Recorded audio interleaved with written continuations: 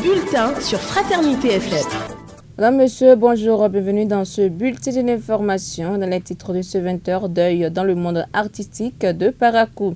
Eric Santana n'est plus, il est décédé hier mardi 28 octobre 2025 des suites d'une maladie. Véritable pilier de la promotion artistique béninois, son décès suscite assez de réactions dans le rang des artistes. Restez des notes pour les précisions. Et pendant ce temps, l'assurance maladie est désormais une obligation en République du Bénin. Réuni en Conseil des ministres, le gouvernement a décidé de l'actualisation des modalités de mise en œuvre de l'assurance maladie obligatoire. Objectif, assurer une meilleure prise en charge sanitaire des Béninois. Vous aurez les précisions avec Wilfried Leandro Ngwechi, le porte-parole du gouvernement béninois, dans ce bulletin d'information. À suivre d'autres informations, l'actualité africaine et sportive. Bienvenue à chacun et à tous. L'assurance maladie sera bientôt une obligation au Bénin. Le Conseil des ministres de ce mercredi 29 octobre 2025 a adopté de nouvelles dispositions visant à actualiser la mise en œuvre de l'assurance maladie obligatoire au Bénin. Une réforme qui s'inscrit dans la volonté du gouvernement d'assurer à chaque Béninois un accès équitable aux soins de santé. Outre cette décision, plusieurs autres mesures ont été adoptées par l'exécutif. Au terme de la loi numéro 2020-37 du 3 février 2021 portant protection de la santé des personnes en République du Bénin, l'assurance maladie est obligatoire pour toute personne résidant sur le territoire national. Les modalités de sa mise en œuvre avaient déjà été précisées par le décret numéro 2023-327 du 21 juin 2023. Cependant, l'imminence de la généralisation de l'assurance maladie a rendu nécessaire l'actualisation de ces tests réglementaires aux fins d'intégrer à la liste des bénéficiaires à la charge de l'État les enfants référés par les structures publiques dans les centres de protection de l'enfant, les personnes en situation de mendicité et les malades mentaux. Aussi, le panier de soins de base a-t-il connu un réaménagement avec l'ajout d'autres affections courantes. Enfin, le décret apporte des précisions sur les sanctions encourues par les contrevenants. Je l'annonçais, en titre, le monde culturel béninois est en deuil après l'annonce du décès d'Eric Santana ce mardi 28 octobre. Véritable pilier de la promotion artistique au Bénin, il fut un guide et un soutien pour de nombreux jeunes talents, notamment dans le Septentrion où il a contribué à révéler à plusieurs artistes aujourd'hui reconnus. L'artiste chanteur Bourousman, président de la Fédération des artistes musiciens du Septentrion, visiblement ému, a tenu à rendre hommage à celui qu'il considère comme un modèle et un grand défenseur de la musique béninoise. Bourousman, artiste chanteur de son vrai nom, Assouma Bourou.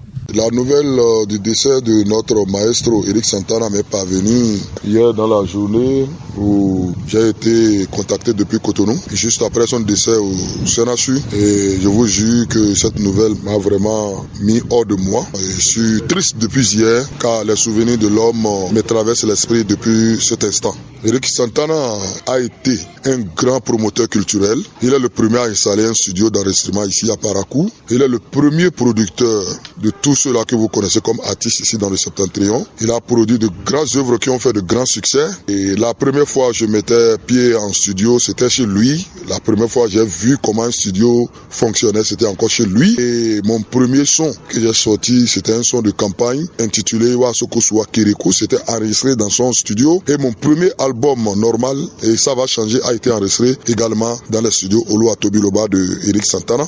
Vraiment, Eric Santana a été un moteur qui a propulsé la musique ici dans le Septentrion. L'homme nous manque, nous manquera toujours à jamais. Je présente mes condoléances à sa famille biologique et à la famille culturelle à laquelle Eric Santana appartient.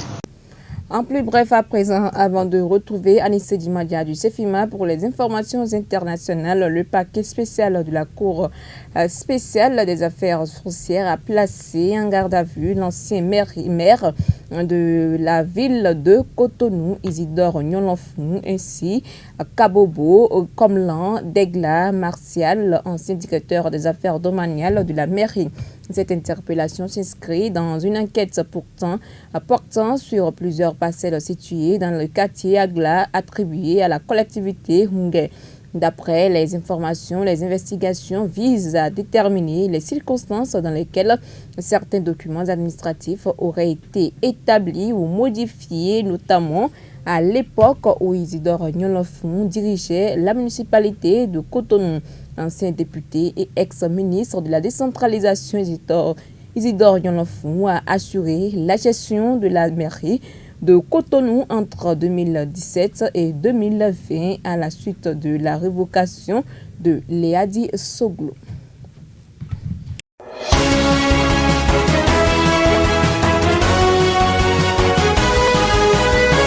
Au Cameroun, en raison des violences post-électorales, les milieux économiques commencent à s'inquiéter. L'économie est quasiment à l'arrêt. La grande majorité des entreprises sont fermées depuis ce lundi 27 octobre. Une situation incertaine qui ne plaît pas aux chefs d'entreprise. Des stations-service ont été incendiées et des commerces sont fermés. Les transporteurs, beaucoup basés dans le nord du pays, ne reprennent pas le travail pour des raisons de sécurité. Cela pourrait engendrer des difficultés d'approvisionnement, estime le président de l'intersyndicale Union pour le transport, je cite, « Si la situation perdure automatiquement, il y aura des pénuries en commençant par le carburant et puis les denrées alimentaires de première nécessité. Nous restons prudents. Nous souhaitons que les transporteurs garent les camions en sécurité en attendant que le ciel s'éclaircisse. » Fin de citation. En Tanzanie, le pays vote ce mercredi 29 octobre. La présidente sortante Samia Hassan, arrivée au pouvoir en 2021, se présente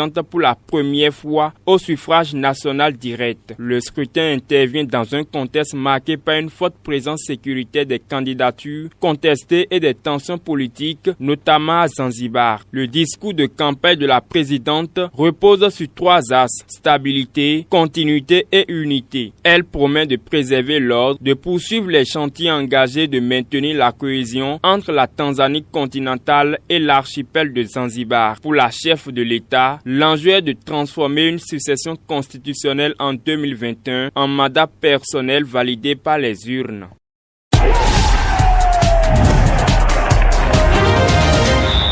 Madame, monsieur, on parle sport à présent et c'est avec vous Jacques Débé. Bonjour. Bonjour, bonjour à toi, Denis Djibril. Coupe d'Allemagne, Saint-Pauli et Huntondi poursuivent l'aventure. Le FC Saint-Pauli de Andreas Huntondi s'est imposé ce mardi en Coupe d'Allemagne en marge des 16e de finale de la DFB Pokal 2026.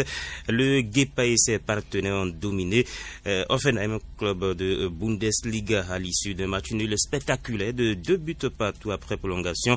Saint-Pauli l'a emporté pendant la séance des tirs au but, 8 tirs contre 7 et rejoint les 8e de finale. Titulaire au coup d'envoi, l'attaquant béninois a été remplacé peu après le jeu, plus précisément à la 66e minute. Real Madrid, Alonso a recadré Vinicius. L'incident du classico entre Vinicius Junior et son entraîneur Xabi Alonso continue d'alimenter la presse espagnole. Remplacé à la 72e minute lors de la victoire du Real Madrid contre le FC Barcelone 2-1.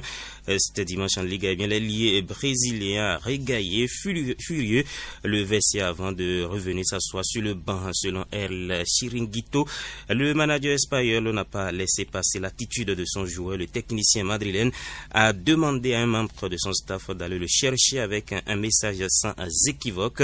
Dis-lui que s'il ne revient pas, il jouera très peu. Dis-lui clairement, il jouera très peu s'il ne revient pas. Donc, laissez entendre le coach madrilène. Ce recadrage ferme, on s'ajoute aux informations de la Cadena C, selon lesquelles les dirigeants de la Maison Blanche ont choisi de ne pas s'en mêler, de laisser Xabi Alonso gérer la situation. Dès le lendemain, l'entraîneur et son joueur ont échangé dans une atmosphère plus apaisée, concluant leur discussion par une accolade. Reste à savoir si cet épisode laissera des traces alors que le Rived continue de nourrir des doutes sur son avenir dans la capitale espagnole. Et pour être plus complet dans ce 13h, notez qu'il y a des matchs en retard en Ligue 1 béninoise ce mercredi. D'abord, Cavalier reçoit l'Autopopo à Niki, match en retard de la 3e journée. Et puis à la même heure, Coton accueille Aspac à Ouida, match en retard de la 4e journée. C'est ainsi que s'achève ce numéro du bulletin de l'information que j'ai le plaisir de vous présenter. Merci de nous avoir suivis. À demain.